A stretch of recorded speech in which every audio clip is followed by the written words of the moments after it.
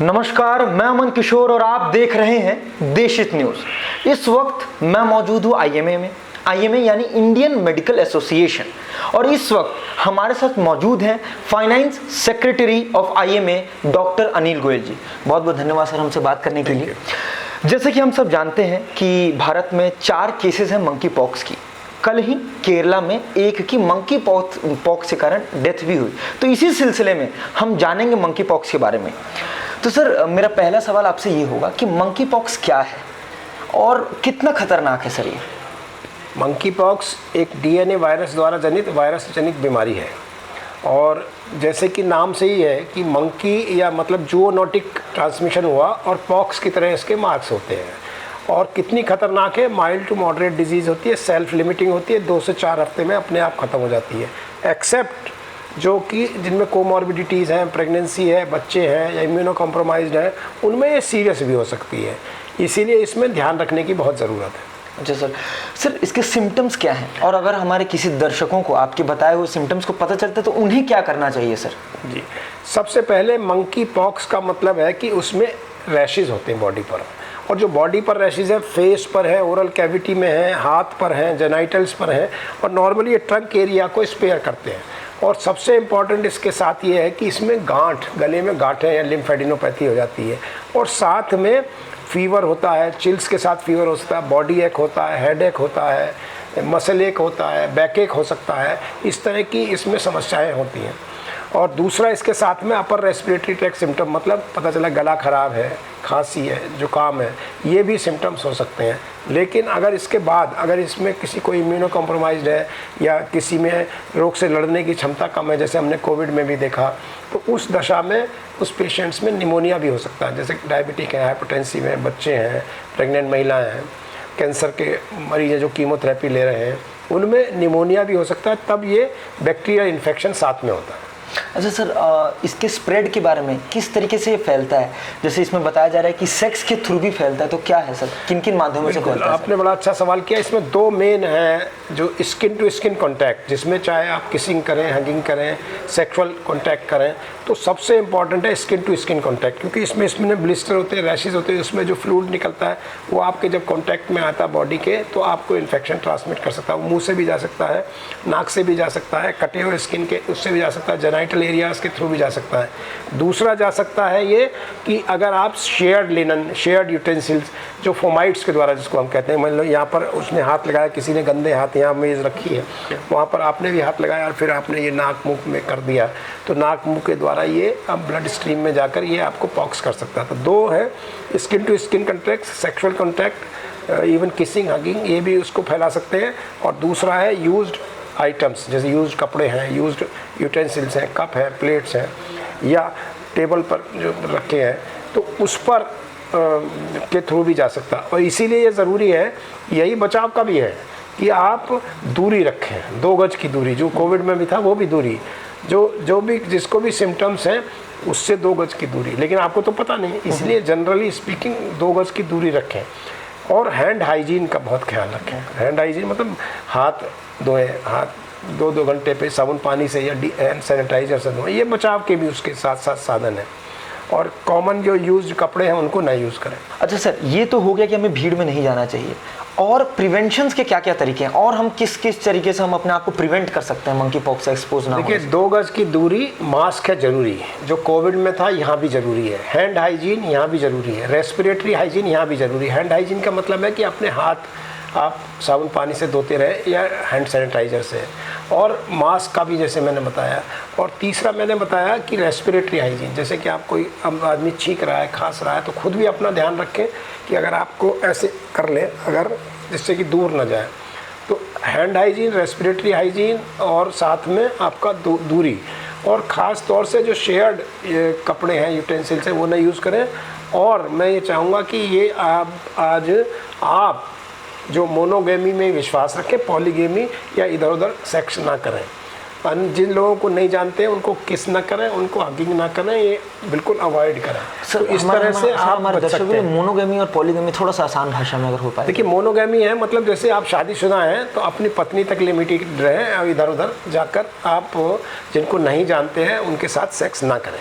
और ये अभी तक देखा गया है कि जो वर्ल्ड में जितने केसेस हुए हैं अभी, उनमें गे जो इंडिविजुअल्स हैं उनमें ये ज़्यादा पाया गया है मंकी पॉक्स। ये एक स्टैटिस्टिक्स है, करीब 60-70% से ज़्यादा गे लोगों में पाया गया। तो ये भी एक विषय है कि जो गे एक्टिविटी है वो अननोन के साथ ना करें, ये भी एक विषय है जानने का। और इसके अलावा प्रिवेंशन के लिए जो वैक्सीन, जो कोविड में आई वैक्सीन, ये वैक्सीन अभी यूएस एफडीए ने कुछ वैक्सीन्स अप्रूव की हैं। ये अभी वर्ल्ड ओवर अवेलेबल नहीं है, लेकिन हाँ वैक्सीन्स भी अवेलेबल हैं। ख़ास तौर से वो वैक्सीन प्री एक्सपोजर प्रोफिलेक्सिस है और पोस्ट एक्सपोजर प्रोफिलेक्सिस है, उसमें काम आ रही है। प्री एक्सपोजर से मतलब कि जिसको एक आप एक्सपोज नहीं हुए, मान लो मैं हेल्थ केयर वर्कर हूँ, मैं हाई रिस्क एरिया में आता हूँ, मेरे पास मंकी पॉक्स के मरीज़ हैं, फीवर के मरीज़ आते हैं, उनमें पता नहीं है मंकी पॉक्स है कि नहीं है।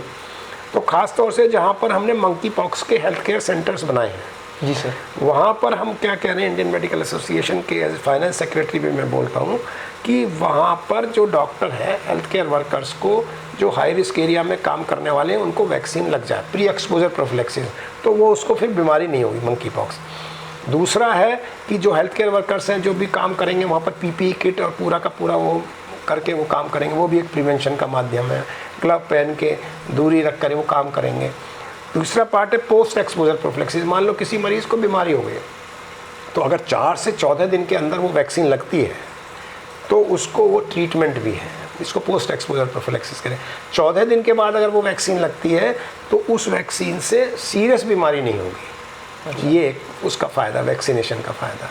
तो प्रिवेंशन में दूरी रखें, साफ़ सफाई रखें, वैक्सीन की अवेलेबिलिटी हो तो वो लगे। मैं ख़ास तौर से government of India, ministry of health से ये कहना चाहता हूँ कि जहाँ जहाँ हम लोग मंकी पॉक्स के सेंटर बना रहे हैं, मान लो एलएनजेपी में भी एक पेशेंट भर्ती है और कहीं भी हो सकता है, हम सेंटर बना रहे हैं, वहाँ पर जो हेल्थ केयर वर्कर्स हैं उनको वैक्सीन लग के, क्योंकि अगर मान लीजिए अचानक इसका आउटब्रेक हो गया तो ऐसा ना हो कि हम हेल्थ केयर वर्कर्स को ही बीमार कर दें। अच्छा सर, ये बहुत अच्छे पॉइंट है सर। अच्छा सर, वैक्सीन तो हो गया सर, और क्या कुछ ट्रीटमेंट के तरीके हैं, और क्या कुछ ट्रीटमेंट के तरीके अभी उपलब्ध हैं सर हमारे? देखिए, ट्रीटमेंट डिपेंड करता है इसका कि डिजीज़ किस तरह की है, माइल्ड है, मॉडरेट है, सीवियर। ज़्यादातर डिजीज़ होंगी mild to moderate. Mild to moderate का मतलब है कि वो डिजीज़ होगी, स्किन इरप्शंस हुए, उसमें वो ब्लिस्टर बने और फिर वो हील कर गए 2 से 4 हफ्ते में, ये हुआ, फिर फीवर हुआ।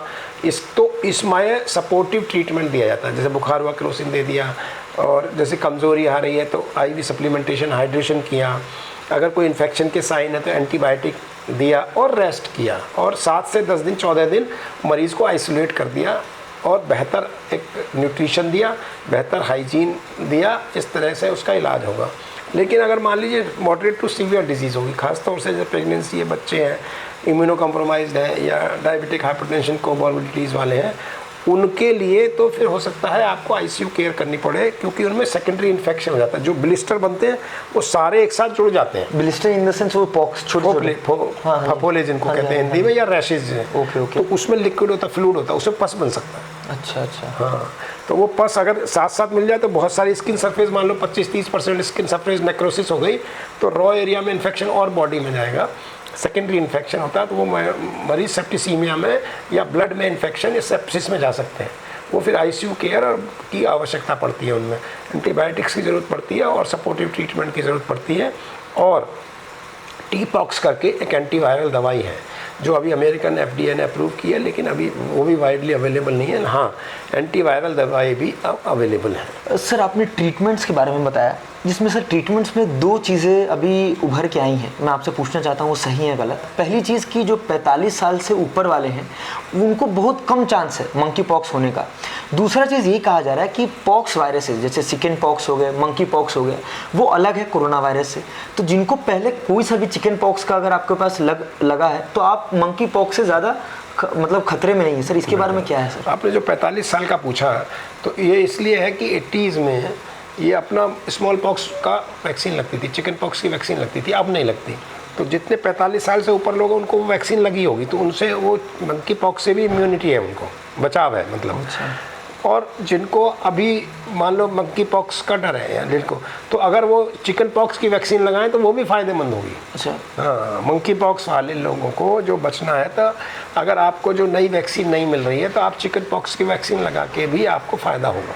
अच्छा। तो ये क्योंकि ये एक ही फैमिली के वायरस हैं, डीएनए वायरस हैं ये सारे। जो पॉक्स वायरस है। तो इसीलिए ये एक अच्छी बात है कि हिंदुस्तान में चिकन पॉक्स की वैक्सीन तो अवेलेबल है। जी सर। स्मॉल पॉक्स तो इरेडिकेट हो गया।